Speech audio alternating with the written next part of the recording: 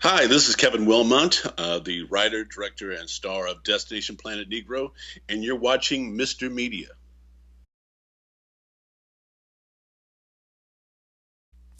The movie is called Destination Planet Negro, and it is as twisted, smart, and funny as the title implies. Take a little Spike Lee, circa She's Gotta Have It, stir in a pinch of the TV series In Living Color, add some Flash Gordon and Lone Ranger, an episode of The Time Tunnel, a few moments of inspiration from Bender on the animated Futurama, and yes, even a colorful chunk of The Wizard of Oz, and you'll find yourself on Planet Negro. Kevin Willmott is the writer, director, and star of Destination Planet Negro. He also was co-writer on the Spike Lee film Chi-Raq. Did I get it right that time? You got it. All right. In his new film, he combines moments of great social satire, hello Strom Thurmond, with serious political points about race and sexuality. And it's really, weirdly funny, too. Kevin Willmott, welcome to Mr. Media.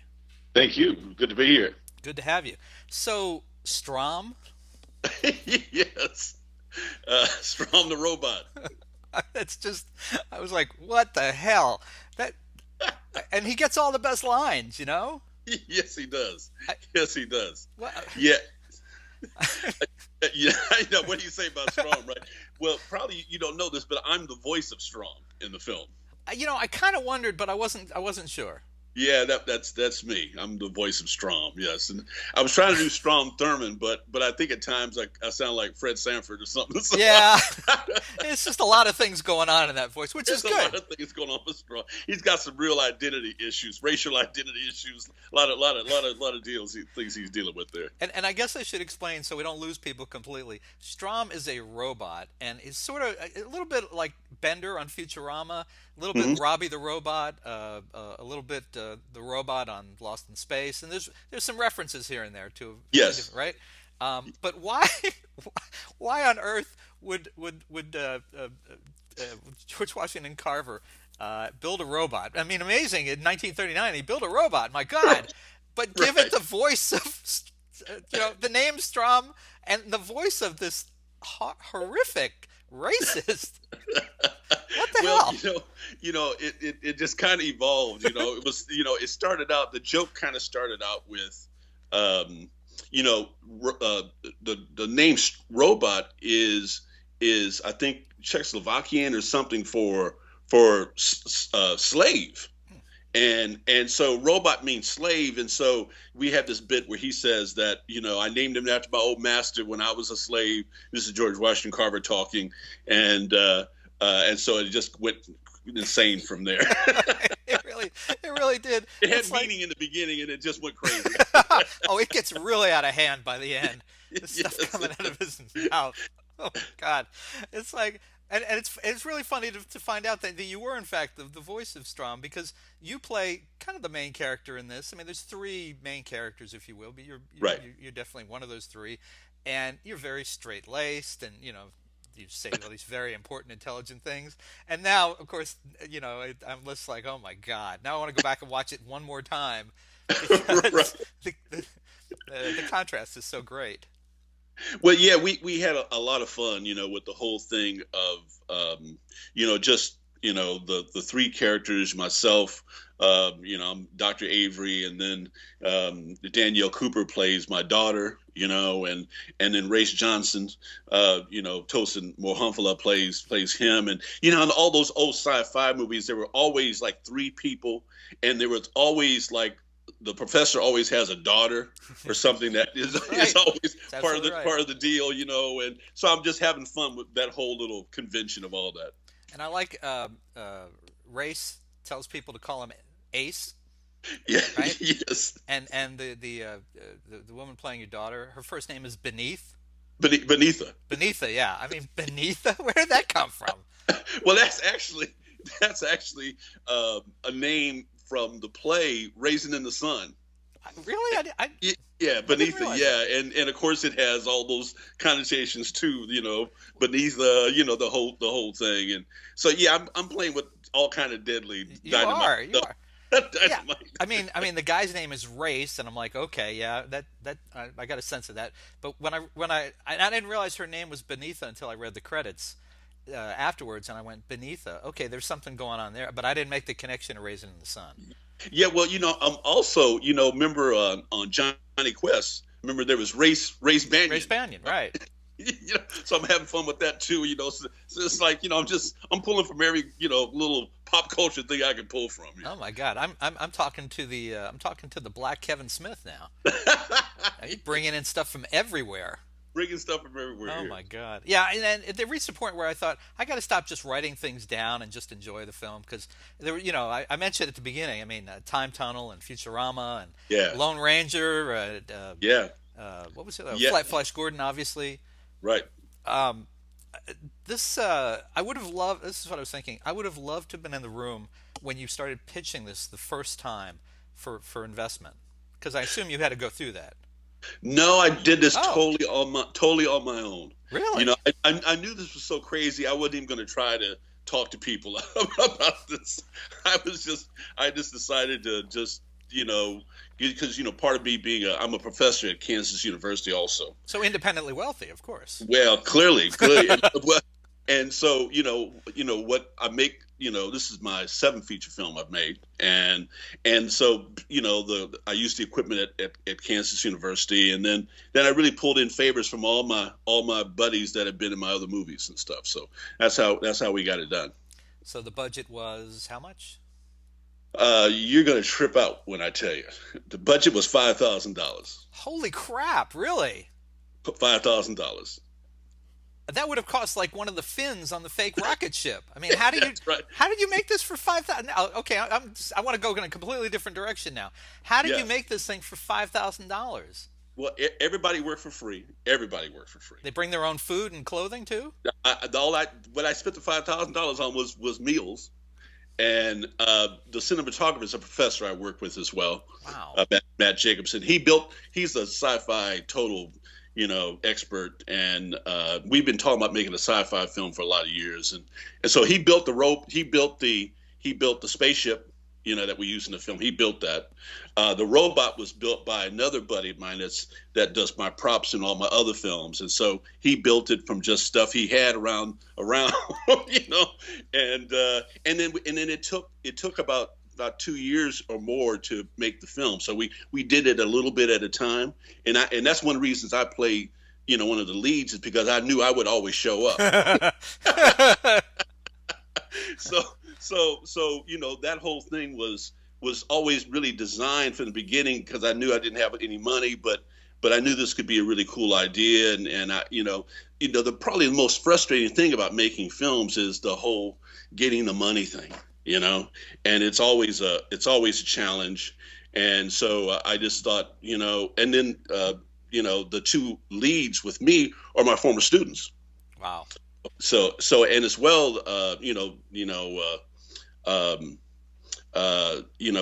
the Trey Byers, who is now on Empire, was one of my former students as well. So this is before he got on the Empire, and then my good buddy, I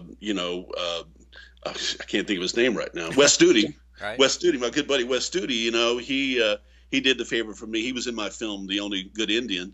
And so it just pulled in favors from everywhere. So, I mean, have you broken even yet? Not quite. That's sad, isn't it? Well, I mean, the film's been available for what, a week or two? Yeah. It's been out a little bit now, and this is one of the reasons why you don't want to spend a lot of money on a independent film, because it takes a while for the money to come back your way. Sure. But we thoroughly enjoy getting it out there, and people really, the reviews have been really good, and it's been great to see people enjoy the film. Well, I want to talk about the pacing in a minute, but I'm still stuck on $5,000. And did you shoot in Lawrence? Yeah, shot in Lawrence in Kansas City. So you didn't have to go away, and we didn't go anywhere. Everything was. I have a sound stage at the university that we built the spaceship set on, and we just found old junk equipment, and then my buddy that is a prop guy, he loaned me a bunch of good stuff that he had, and the control panel is an old editing Bay, and you know, from back in when the film cutting days, and so we just kind of figured it all out, and of course when I was writing it knowing I wasn't going to have any money, Hmm. so I'm making choices, writing things for people I know, things like that. There are film professors around the country right now who are going to watch this and go, "God damn it, $5,000, five thousand $5,000. dollars." I mean, Right. there is no film student in America who should not be able to make a movie after hearing this story. Well, the thing is that the big thing with making movies is when you don't have money, you do have time. And that old adage, time equals money, and time is what gets you in filmmaking, because you bring a bunch of people together and you got to make it right then. You got 3 weeks, 4 weeks, when 6 weeks to get the movie made, to get the movie shot, and then everybody goes away. And I knew I couldn't afford to do that, so it was really, I tried to put a lot of scenes with the three main characters, because I knew those guys would be. I was one of them, so I know I would always show up, and so there's choices like that you make that really help to pull that off. Was there anything that you had to change over time because so much time did pass that someone wasn't available, or circumstances, or whatever the case may Yeah, be? there was one scene I wish we would have had a chance to shoot that we didn't get a chance to shoot, that would have tied things together even a little bit more in the film. But as a whole, we really lucked out. It takes a while when you do it this way. It took us several years, shooting mainly on weekends or whenever we get everybody scheduled together, because that's the other thing. Actors people have to make a living. They got to go on to other projects. So you're kind of waiting when they're free to come back and do something, kind of thing. And like Wes came, it was just a weekend. He came down, and we just hung out for that weekend, and we shot all his stuff in one day. So it worked out really well. It's amazing. It's just absolutely amazing story. I mean, I was expecting to hear these great pitch stories, but this is even better. I mean, I don't know. Well, that's the thing about pitching, is that it was, when you're making a film like this, and I don't mean this in an egotistical way, but when you're dealing with sensitive subject matter, race, and you're satirizing things, and you don't want a lot of people kind of putting their ingredients in the sauce. Hmm. I mean, I knew kind of the balancing act I had to play here with the film, in terms of being funny and being serious, and I didn't want to debate about things I wanted to say in the film, and all that.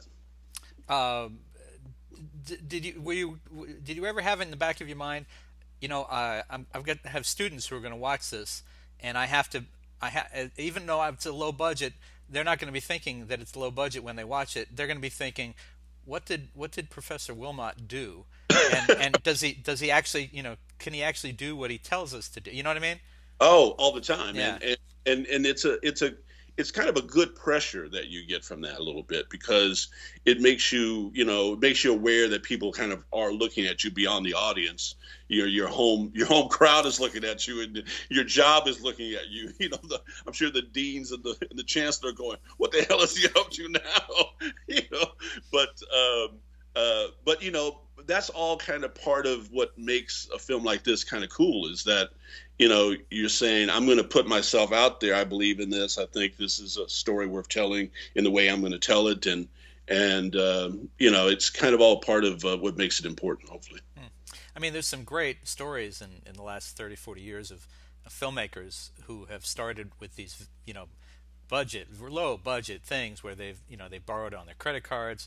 Robert Rodriguez, Kevin Smith, who I mentioned before, guys like that, Sure. and have, but you put them all to shame.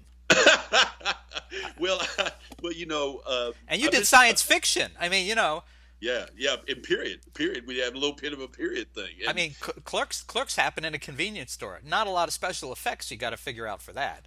right, that's right, and part of what's kind of challenging to, I think, low budget filmmakers, independent filmmakers as a whole, is things that I kind of use to our advantage in this film. With the fact that we got all these great former students that are really good at what they do now. I've got Derek Sellens, who's just is a great special effects guy, and so he makes everybody disappear in the film, and turn colors and different things, and he did all these special effects with the rocket ship out in space and putting asteroids in the world and things like that would have been a challenge before.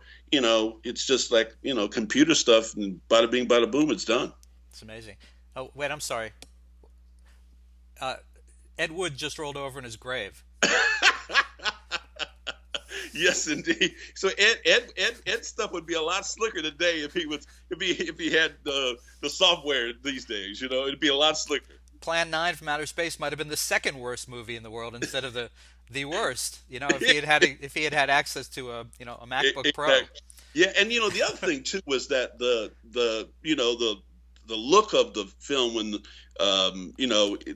we're trying to connect with that those old sci-fi films that had those early 50s kind of special effects, and things weren't perfect back then, and you could always tell they were trying really hard, but you could always tell that it was still a model and all of that. And so we embraced all that. It's all part of the fun of the film. It just occurred to me as I took a sip on my soda. Did you guys ever try to plant any product placement, and then go back afterwards to try to clean up on it? That's a mellow yellow, by the way, Coca-Cola.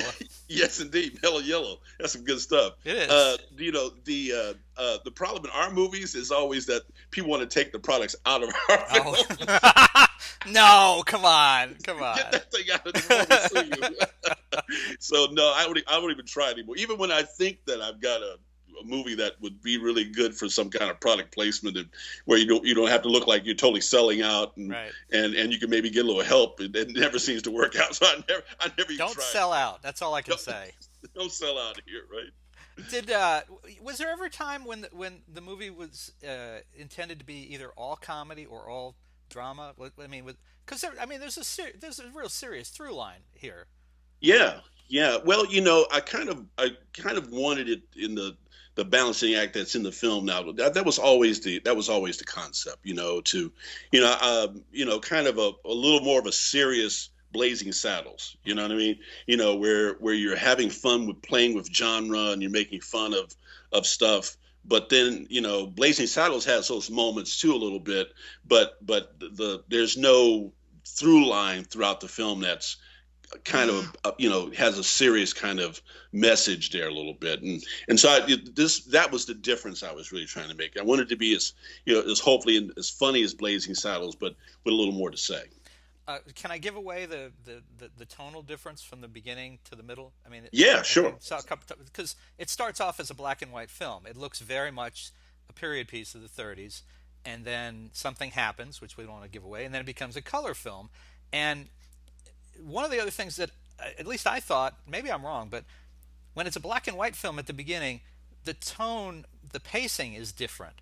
There's like, people will say something and there's like a beat, there's a pause. But right. Then once it becomes a color film, it's faster, which is very much the difference between, say, The Wizard of Oz and MTV. Or yes. Am I making that up, or? No, you totally nailed it. I mean, that's exactly right. And in a sense, we shot the beginning like those. It would have been 50s sci-fi movies we were really trying to connect with, right. More. But yeah, I mean, it's a whole different style of filmmaking. It's a whole different style of thinking about, whatever science there was in those movies, I mean, I always loved the whole thing, how, the astronauts would just have leather jackets on, and their faces would warp and stuff because the rocket ship takes, I mean, all that stuff I pulled from actually the title comes from a movie called Destination Moon. And then there was Rocket Ship XM. I pulled stuff from that. And so, all those old, I call them silver bullet rocket ship movies, that, Abbott and Costello go to Mars, Three Stooges go to Mars, those kind of things. Right. Well, of course, right back to the very first feature film, George, what's the hell is his name? George? Yeah. Professor, tell me, what am I, Man in the Moon. Where the rocket hits the eye of the rocket hits the moon. eye. Yes, it's the moon and the eye. Yeah, no doubt. Yeah. And and so we were having fun with all that. And so when we, it's like the beginning is like, an homage to those films. And then when we land, it's kind of like, it turns into reality TV a little bit. Yeah. Because I mean, okay, sorry. You deal with race in the film, unwarranted police stops, if you will, fear of a planet. But you also then you surprise people, me certainly. You go a little off of that, and you introduce the subplots with gay rights and Native Americans. Was that in the plan all along, or did that kind of develop as the film went along? Or It was always kind of conceptual, but it did develop as the film went along too. I mean, part of what I was trying to do was really just, I have a kind of a weird family. My father was 60 when I was born. He was born in 1898. wow, hey, and, some and powerful so swimmers on that man. yeah, yes, indeed. I'm hoping I can last that long too, as they say. So the thing is that I've thought a lot about when President Obama was elected about what my parents would have said, if they had been able, because the joke was growing up was always, if there was a black president, he'd like be dead the next day. That was all that was always Yeah. the joke, right? And so when it happened, and you had to really kind of think about how far we've come and how far we still need to go. Hmm. And there's all that talk in the beginning about post-racial society and all that stuff. So it seemed like a great vehicle to kind of explore all of those issues. And so that made a lot of those, the gay rights issues, Native Americans with my boy Wes, all those things, that it all seemed like it was just a great way to be able to deal with a lot of different things. When you say that, it's kind of amazing to think that a young president, a young guy like Jack Kennedy, didn't make it out of his first term, and Obama, the first black president, is cruising to the end of his second term, more popular pretty much than any president in modern history at that point in his administration. That's pretty amazing.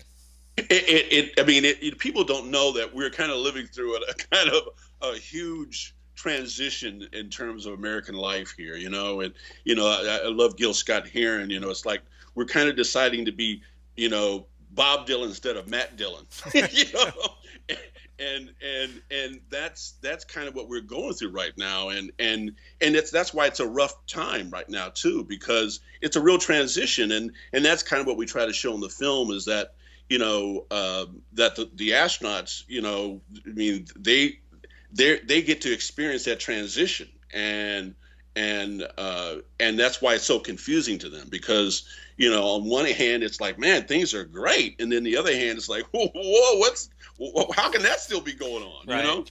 Well, and that kind of leads me to you're very playful with your exploration of language and the way words are used, and I'm on a tightrope here because I have no language is not an issue on the show, but there are still some words that people are very sensitive. Yes, indeed. Probably more so coming from my mouth than your mouth.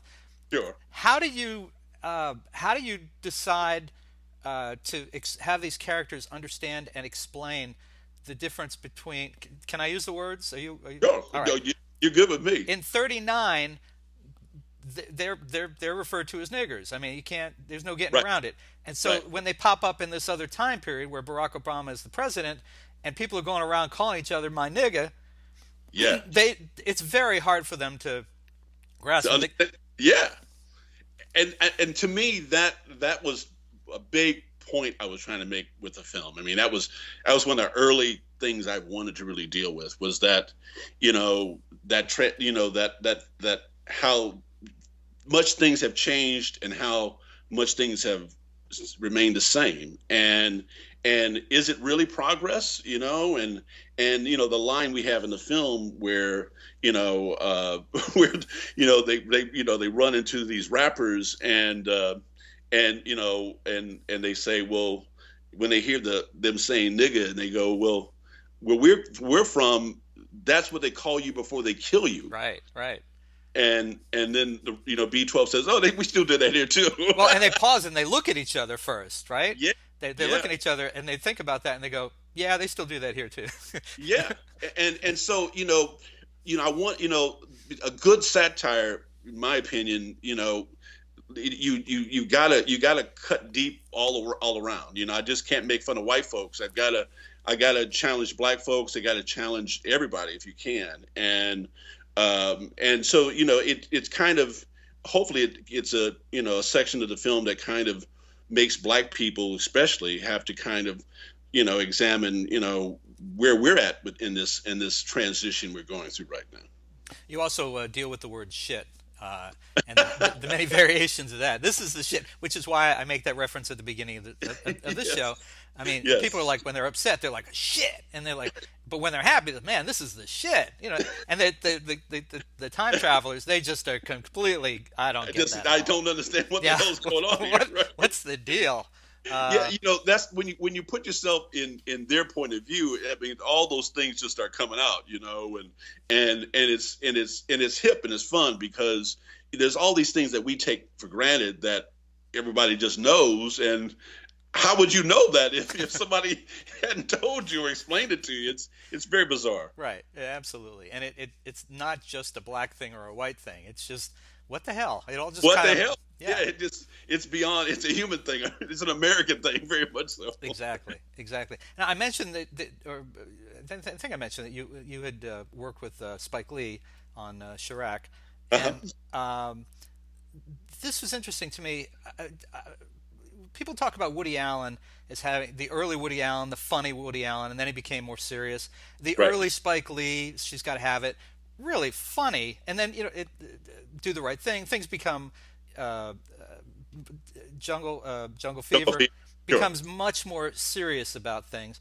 This, especially with the black and white and the color, uh, struck me quite a bit like She's Got to Have It in some ways, and that there's a lot of funny, there's a lot of uh, there's tone, but there's a seriousness that goes through it. But that movie was more funny, I thought, than trying to be socially conscious the way he was Right. has been much later. Right. You did this though, I think, before you worked with him. Yes, yes, I did. It's taken a while to come out, but yeah, I'd worked. I have a film called CSA, Confederate States of America, and that's it imagines what happens if the South had won the Civil War, and that's when I met Spike, and so we've had this project. He read the script. It was called at that time "Got to Give It Up," and he read the script, and that was like almost 15 years ago now. And so he read it then, and we tried to get it made a long time ago and couldn't quite get it made. And so he called me back 2 years ago, and he said, "You still have that script?" I said, "Yeah, I still got it." And he said, "Let's set it in Chicago and call it Chi-Raq." And so we've known each other kind of a long time, but never had a chance to officially work together until then. Well, and I told you off the air that I was confused by the title until I watched the trailer for it last night, and now I'm like, oh, okay, now I want to go see it. But I would have gone back and changed the title back. That's just me. Sorry, Spike, I love you, but that title just killed you on that one. I think it just didn't. Sure. Maybe it made sense in Chicago.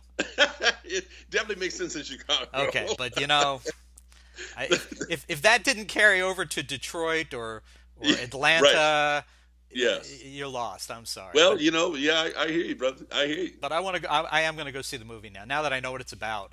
Yes, and Titled, it's a satire too, like Destination. yeah, it looked really interesting. The trailer looked really good. So I will go see that now. And now I got to ask: has Spike seen Destination Planet Negro? I don't know if he has or not. I don't think so. I mean, I'm hoping he will at some point. But he's a busy guy, and we just find it just hadn't Spike got. Lee is busy. What are you talking about?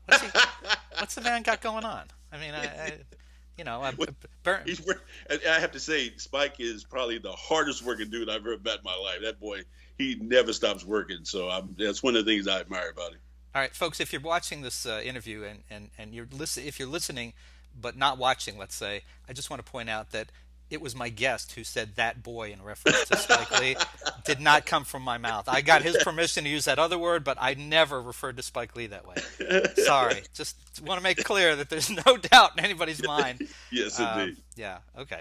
I, I have a very mixed family, and I want to make sure none of them start thinking that came out of my mouth. You don't want to go to Thanksgiving and some people are they're waiting for you or Oh my something, right? God, I don't need that in my life.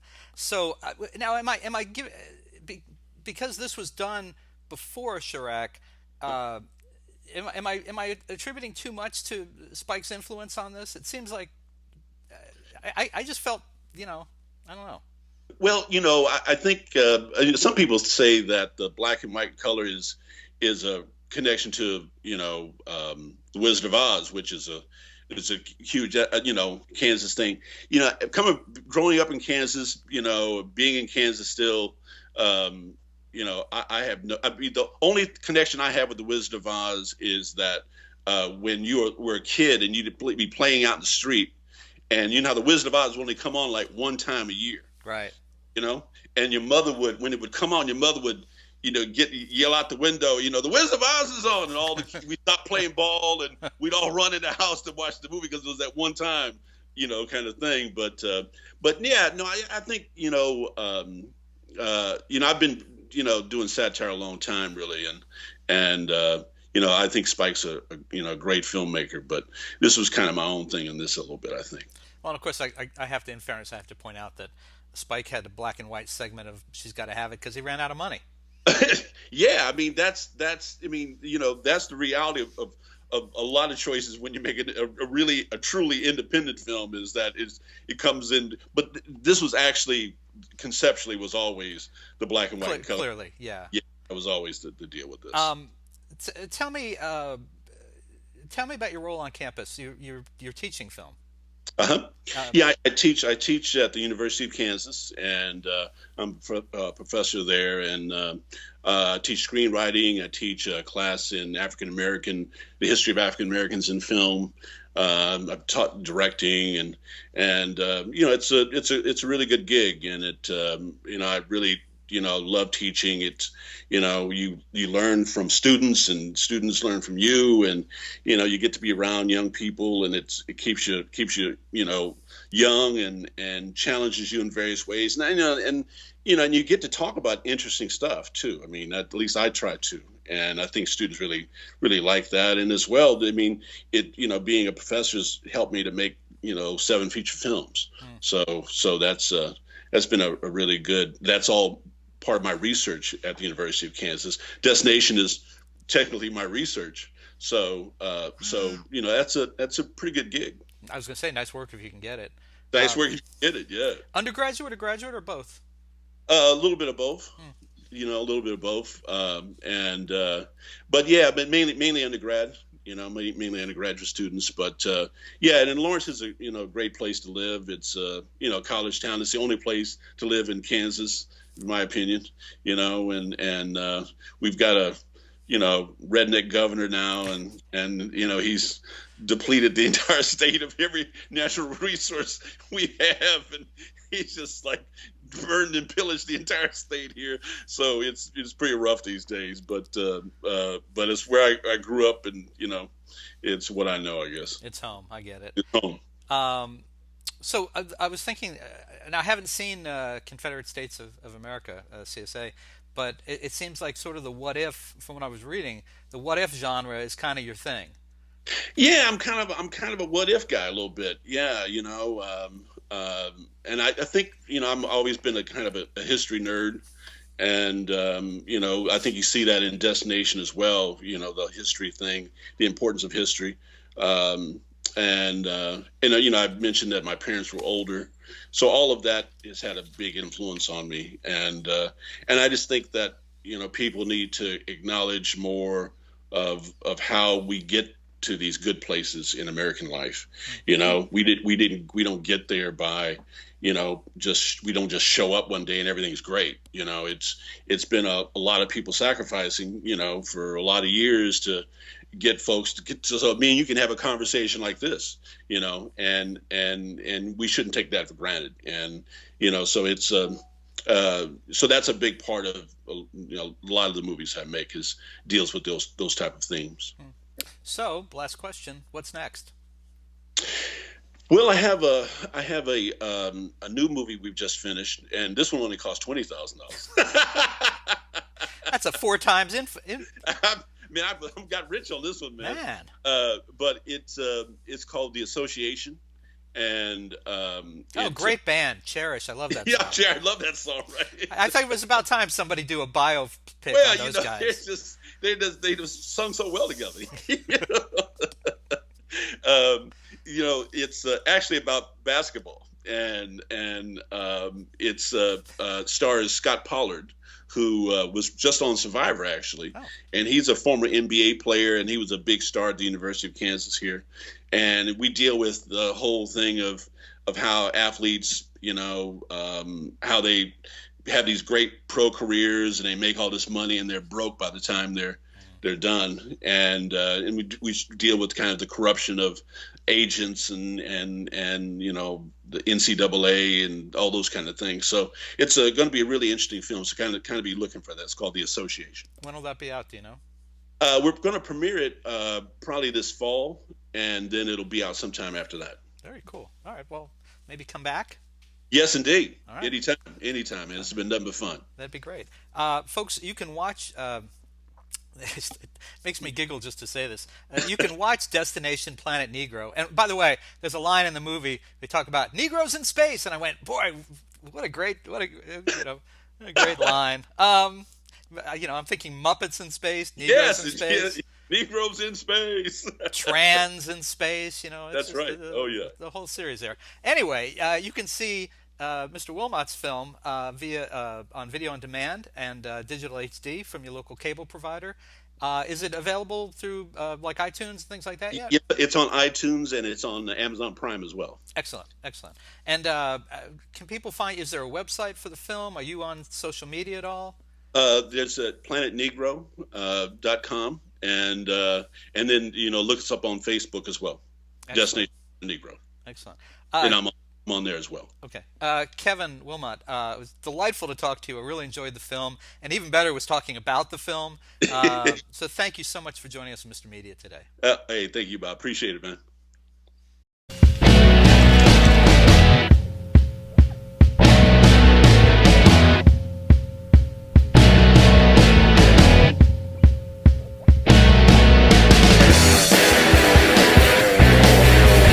I'm not going out tonight.